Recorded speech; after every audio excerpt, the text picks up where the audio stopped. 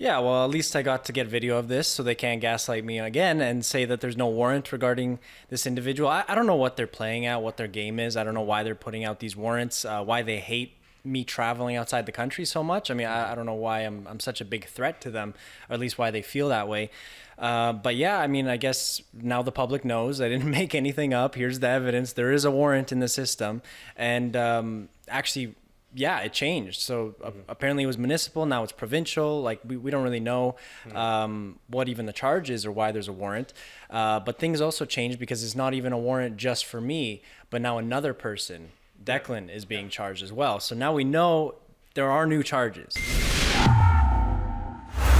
Adam Soos here for Rebel News. You no doubt know the name of Pastor Artur Pawlowski. He is one of the many pastors who incurred the wrath of the government for daring to keep their church open throughout COVID-19. Now, Pastor Artur's son, Nathaniel Pawlowski, is an outspoken activist in his own right, and he has garnered, apparently, the ire of authorities, and he's facing some legal battles of his own. On July 4th, he was actually in European Union's Parliament giving a powerful speech condemning the Justin Trudeau Liberal government here in this country for their ongoing attacks on freedom. When he came back to Canada after that trip, during a Montreal stopover, he was informed by border authorities that there was a new warrant for his arrest out, and effectively stemming from some municipal matters. Now, he was obviously concerned that he would be arrested and spend time in jail. We, upon hearing this story, and the story sort of spread like wildfire, reached out to Calgary police immediately.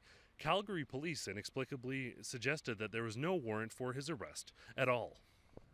Now, we like to give folks, even police, the benefit of the doubt, and there is always that possibility that systems just don't work. We know that things in government tend not to work very well anyway, so there is still that possibility that this was an error. But the idea that warrants would just appear and disappear, exist and not exist, that seems suspicious to me as well. And Nathaniel Pawlowski, his suspicions were confirmed when he was once again returning into this country, this time with his friend Declan Friesen, who had faced some ongoing earlier legal battles, particularly a pending charge in relation to protesting outside a drag story hour.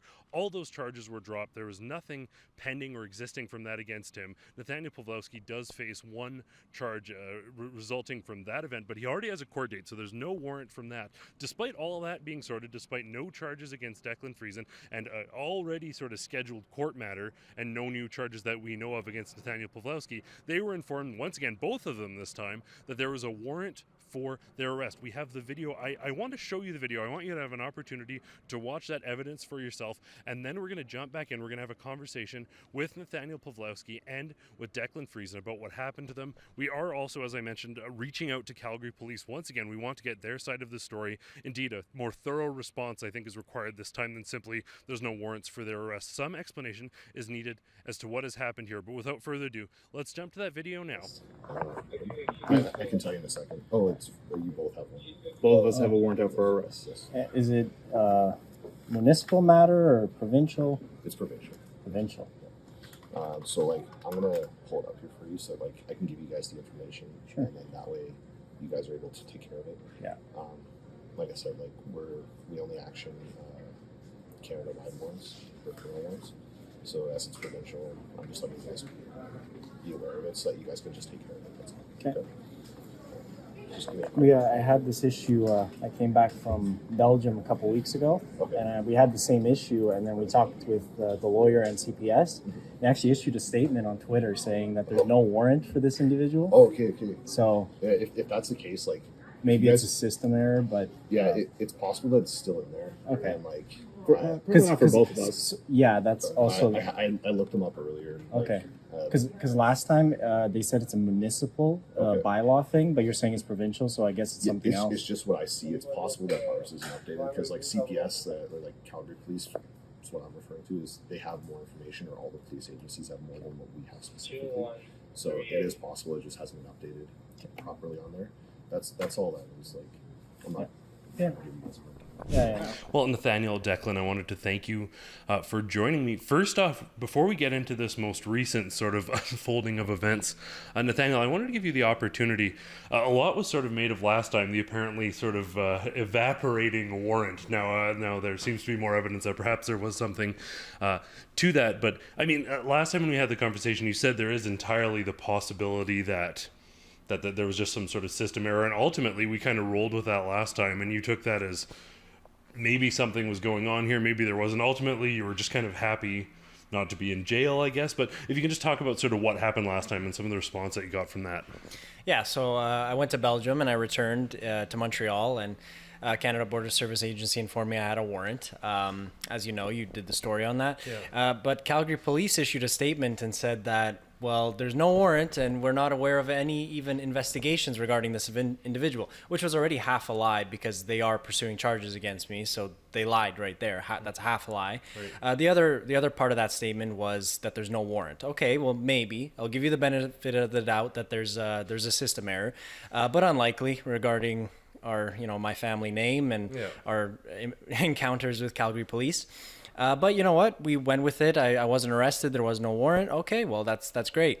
So they kind of gaslight me and they said that there's no warrant, and they made me look to social media that I kind of made up the whole story, and that I somehow was doing this for publicity or something. I don't know why I would do that, but that's kind of what they were trying to put out to the public.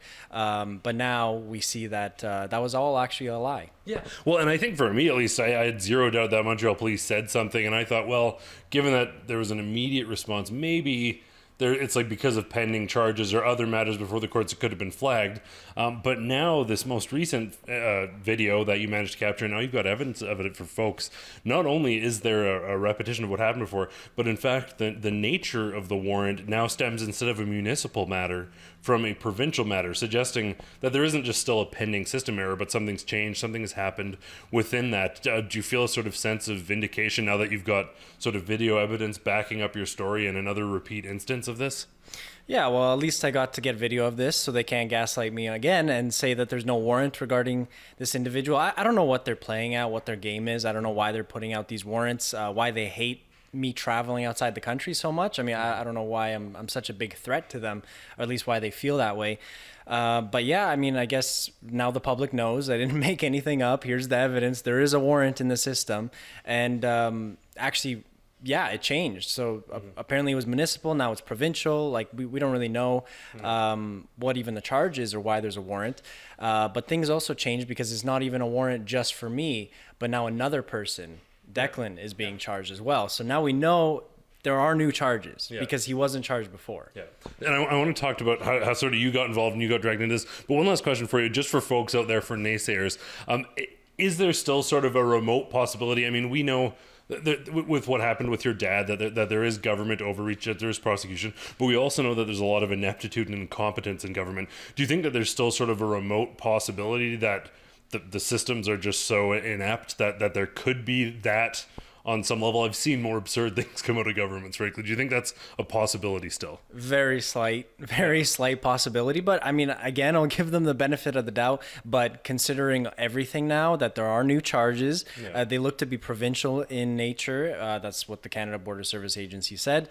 And that another person is being charged on charges that weren't there before. It's unlikely. If it is a system error, then their system sucks and they need to fix it immediately. Yeah. So Declan, maybe share a little bit. I guess you can tell us where you guys were coming back from and then how you got kind of caught up in all of this. Sure. So we were in Orlando, Florida. We took a flight to Houston, then Houston to Calgary. And, he suspected that we might get pulled aside for an arrest warrant or whatnot. So we started filming and we did get pulled out. But, when we were detained and arrested for, preaching at an LGBTQ event, we were both charged and he had an extra charge of harassment. My ticket was cleared because the officer issuing the bylaw ticket had no evidence to support it. And I thought I was done. I thought it was clear and done. So when we went in to, deal with the officers, they said, we both had arrest warrants. That's strange. Oh yeah, you both have the same thing. You both have harassment. So that kind of tells me maybe there's a slight chance of, a coincidence. I doubt it because this is the second time and it's me as well. And what really annoys me is they don't tell us these things before we leave the country. Right. It's always right when we come back. Yeah. Well, and I mean, for both of you, I can imagine that's just, most of us will probably never have to encounter that. But like the thought of like, oh, by the way, when you get home, you're probably going to be arrested. Your first response, your first time this time is probably, that's pretty scary, right? No. No? I don't know. Maybe I've been hanging around with the Pawlowskis too long, but I've come to expect it now. Yeah, fair, I guess. So yeah, that's fair. I suppose the next question for you is for folks out there who don't understand, so we can just sort of wrap up. Both of you preaching, I believe this was an incident outside of Western Canada, or was it the library? The library incident. So preaching in violation of the city's sort of absurd 100-meter ban on protests outside of drag story time related events. So you had no charges whatsoever remaining. You have one charge, but it's already, you've got a court date and that's already in the system, so there shouldn't be pending warrants. So you're already dealing with that. So the very remote possibility both of those were somehow flagged and whatever, but I think we're likely beyond that. We did, for folks out there who are wondering, we reached out to the Calgary police. We haven't received a statement yet, but we're certainly going to be sharing that. I wanted to talk a little bit about the language at the border. Did they literally say, and I know we've got the video, but did they literally say there's a warrant for your arrest, or did they say you're flagged, or there's something in the system? What was the verbiage? They said there's a warrant out for both of our arrests. Well, so yeah, it's pretty clear as day. There's no room for interpretation here. They said there's a warrant out for your arrest, but because it's not a federal criminal matter, Canada Border Service Agency doesn't do arrests like that. That's up to CPS. He made that very clear. Contact CPS. This is their doing. Well, certainly a troubling story. The first time around, there was plenty of mystery and suspicion abounding from these appearing and disappearing warrants. But when it happened a second time, it's the beginning of a pattern here. Maybe one more instance and we'll have some confirmation. Whether it be categorical ineptitude and system errors or targeted harassment and persecution, that remains to be seen. We are looking forward to a response from Calgary Police. If they do come back with one, I've reached out to them several times now. They have insisted that they will get back to us in a timely fashion. We just haven't seen it yet. We're going to put it at the end of this video if it's available before this video is published. And if not, we will include it as an update on the article once it's available. As always, I want to thank you all so much for tuning in. For Rebel News, I'm Adam Soos. We did eventually hear back from the Calgary police, who insisted, in line with their first statement, that there have been no warrants out for Nathaniel Pawlowski or Declan Friesen, despite the clear evidence in the video we saw. They suggested that Mr. Pawlowski would have to reach out to the courts in order to ascertain why he keeps being flagged for warrants every time he comes into the country.